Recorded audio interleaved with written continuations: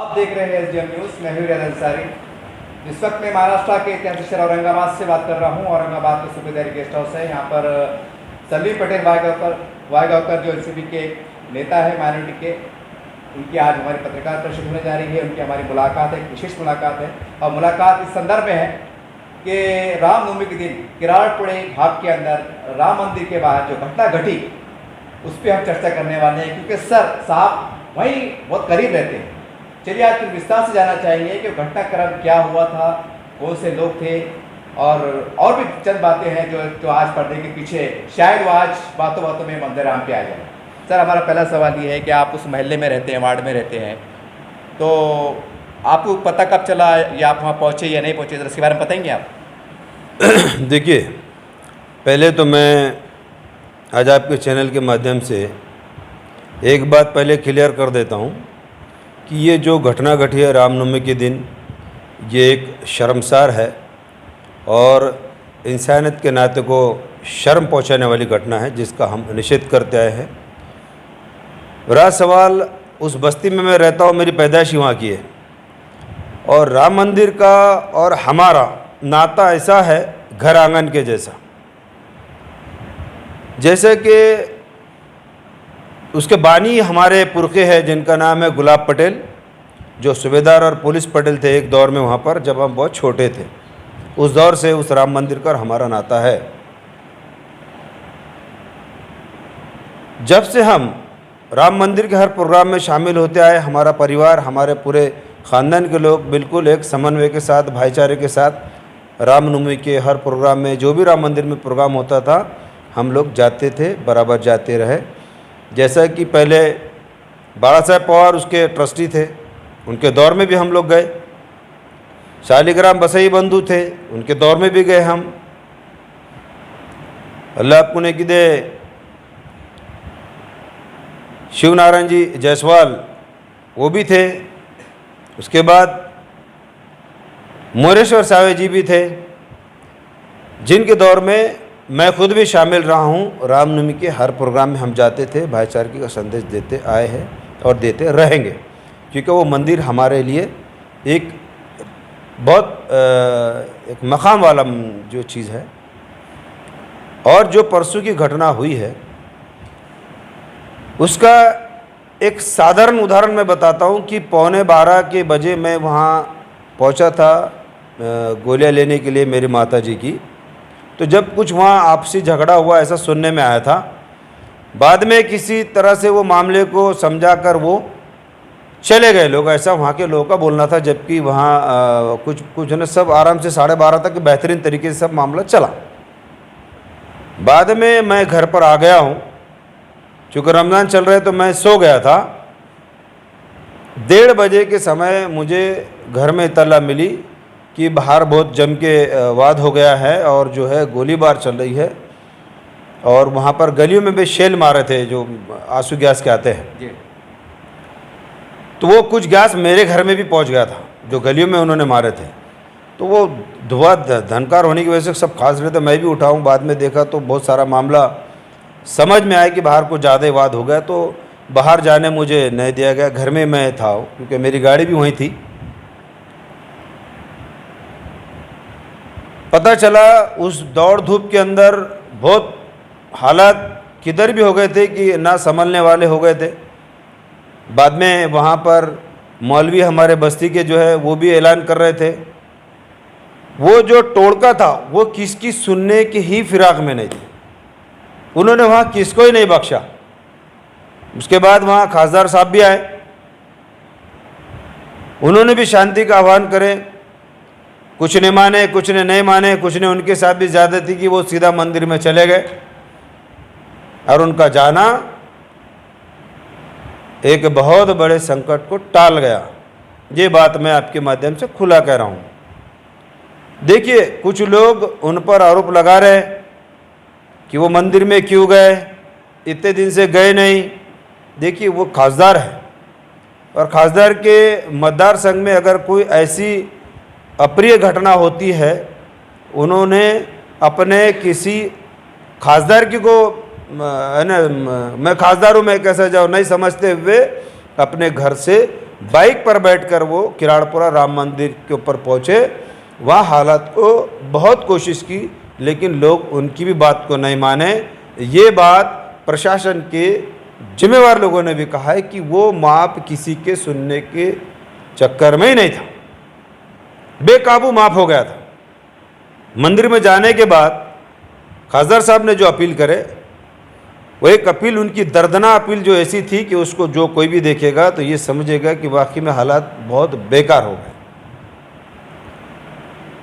अब उनको मंदिर में देखने के बाद कुछ लोग अपने राजकीय पौड़ी सेकने के चक्कर में हैं।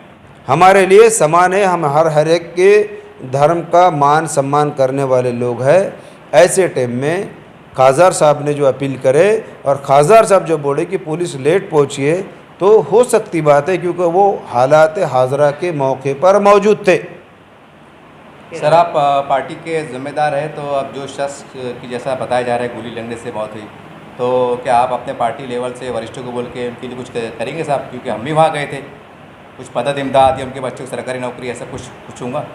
ज़रूर, आज ही हम हमारे महाविकास आघाड़ी की सभा है और हम हमारे नेता, विरोधी पक्ष नेता, माजी उप मुख्यमंत्री अजीत दादा पवार साहब को लेटर देने वाले हैं कि उनको कम से कम 1 करोड़ रुपए की शासन से मदद देना चाहिए, क्योंकि वो तो शिकार हो गए हैं। अब क्या भूमिका है ये तो पुलिस तय करेगी, लेकिन आज उनका परिवार खुला पड़ गया है। सर, राष्ट्रीय पक्ष नेता की ओर से अलग अलग एक दूसरे पे आरोप लगाए जा रहे हैं, जो कि एक तरफ से ये कहा जा रहा है कि ये संभाजी नगर औरंगाबाद के मुद्दों को लेकर ये दंगा हुआ है। कोई कह रहा है कि खासदार इम्तियाज़ जलील के ऑपोजिशन पर बैठने की वजह से हो रहा है, तो कोई कह रहा है कि जो हैदराबाद के जो आमदार आए थे उन्होंने भड़काऊ भाषण किया, इसलिए दंगे का नतीजा बना है। आप इसको क्या नज़र से देखें? ये असल में ना संभाजी नगर का विषय है और ना ही ये ओपोजिशन के विषय को लेके है। ये अगर वाद और विवाद और चिंगारी जो फैली है, तो ये जो टी राजा और सुदर्शन चैनल के जो कर्ता धर्ता थे, ये जो पत्रकार थे जिन्होंने पहले से एक माहौल को बिगाड़ कर गए थे, और ये यंग जनरेशन का दोनों समुदाय के अंदर का अपना एक गुस्सा बोला जाएगा इसको। इसमें औरंगाबाद के नामांतर के विषय का या फिर उपोषण को लेके इसमें कोई मसला हो, ऐसा कुछ भी नहीं है। सर, अब जो ऐसे बच्चे, जैसे सुनने में आ रहा है, आज हमने पेपर में पढ़ा है कि जो बच्चे शामिल थे वो एक अलग विषय, वो तो बच्चे गुनहगार है, मुजरिम है, बात सही है।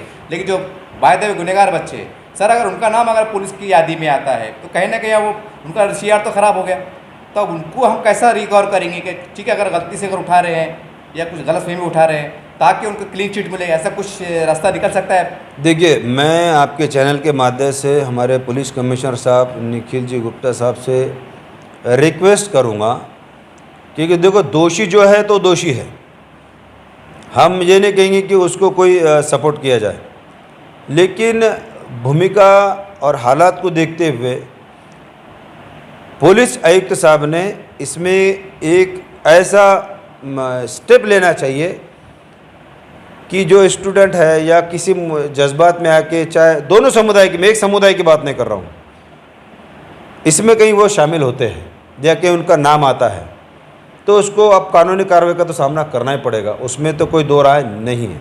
लेकिन जिसका कोई नाम नहीं, जिसका कोई निशान नहीं, ऐसे लोगों को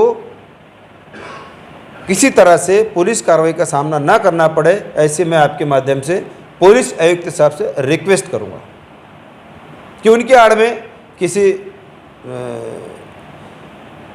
निर्दोष पर कोई असर ना पड़े और डर खौफ का मामला ना रहे। ठीक है, वो इन्वेस्टिगेशन, क्योंकि अब SIT बन गई, मैंने बोला ना SIT बन गई है, अब वो उसका इन्वेस्टिगेशन होगा। हम किसी पे आरोप नहीं कर रहे, कुछ नहीं कर रहे, हम जो है उतना ही कह रहे कि भाई इसमें जो फैक्ट है वो फैक्ट है।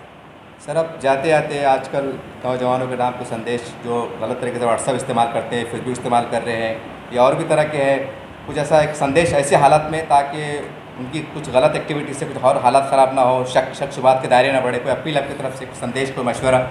मैं आपके चैनल से दोनों समुदाय के युवकों से अपील करना चाहूँगा, हालात को देखते हुए कोई ऐसा WhatsApp, Facebook, Twitter, social media पे अपना मैसेज ना डाले जिससे कि समाज में अशांतता फैले, भाईचारा बरकरार रहे, इत्तेहाद और इत्तेफाक और अमन शांति बरकरार रहे।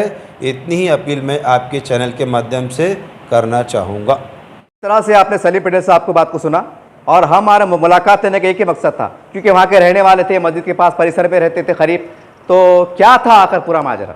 अब सारी बातें आपके सामने आ गई, हम तो कुछ कह नहीं सकते हैं, लेकिन हम भी इस परिसर के बहुत करीब रहते हैं, तो हम देख रहे हैं कि वैसा आमतौर से एक ग्रीन बेल्ट का एक भाग होता है, एक माहौल बन गया है कि रात के 2-2 बजे तक, 1-1 बजे तक जो नौजवान लड़के हैं मोबाइल लेके बैठे हुए हैं, बाहर घूम रहे हैं, कभी टेबल सीट घूम रहे हैं, कभी डबल सीट घूम रहे हैं। देखिए, मैं आपको कुछ बुरा नहीं कह रहा हूँ, मेरे नौजवान मेरे भाई हैं, जो मेरे दोस्त हैं, आप हालत को समझिए, कैसी कैसी कटिंग बना रहे हैं, आधे कट, यहाँ से कट, सूरज से डेंजर दिख रहे हैं, हाथ में अंगूठियाँ है, हाथ में कड़े हैं। देखिए, ये आपका अधिकार है, आप आधे नंगे घूमो, लेकिन जरा हालत को समझिए आप।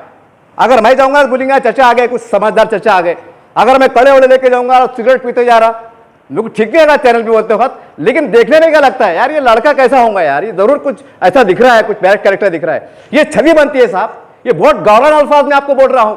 मेरे तमाम नौजवान दोस्तों, रमजान का महीना चल रहा है, इफ्तार के बाद, सहरी के बाद घर में जाइए, आधा पारा पढ़िए और जरा अपने रहन सहन का तरीका बदलिए। आप इससे भी पहचाने जाते हैं कि ये लड़का शरीफ है कैसा है, ये इसकी परवरिश कैसी, तरबियत कैसी है। आपको बुरा लग रहा होगा, माफी चाहता हूं, लेकिन सच्चाई है। हम समाज में घूमते हैं, ये आपको समझना पड़ेगा।